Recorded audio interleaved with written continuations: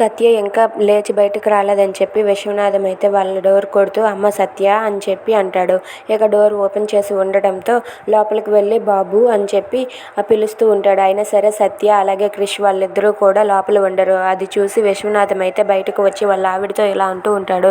ఏంటి సత్య బాబు ఇద్దరు లేరు, ఇద్దరు ఎక్కడికి వెళ్ళుంటారని చెప్పి అడుగుతూ ఉంటాడు. దానికి వాళ్ళ ఆవిడ కూడా ఏంటండి ఇంత పొద్దున్నే ఎక్కడికి వెళ్ళారు వాళ్ళిద్దరూ ఎవరికి చెప్పకుండా అని చెప్పి కంగారు పడుతూ ఉంటుంది. ఇంతలో సత్య అలాగే క్రిష్ వాళ్ళిద్దరూ కూడా లాయర్ దగ్గరికి వెళ్ళి విడాకులు తీసుకోవడానికి పత్రాలు అడుగుతారు. ఇక ఆయన అయితే సిద్ధం చేసి ఇదిగోండి అమ్మ ఇక్కడ ఇద్దరు సంతకం చేస్తే మీకు విడాకులు వచ్చేసినట్టే అని చెప్పి అంటారు. ఇక సత్య అయితే ఆ పేపర్స్ తీసుకొని కోపంతో సంతకం పెట్టేస్తుంది. సంతకం పెట్టగానే క్రిష్ చూసి ఒక్కసారిగా షాక్ అవుతాడు. ఇక సత్య సంతకం చేసేసి ఇదిగో నువ్వు కూడా చెయ్యు అని చెప్పి క్రిష్కి ఇస్తుంది. ఇక క్రిష్ అయితే ఆ పేపర్స్ తీసుకొని సత్యపై కోపంతో క్రిష్ కూడా సంతకం చేసేస్తాడు.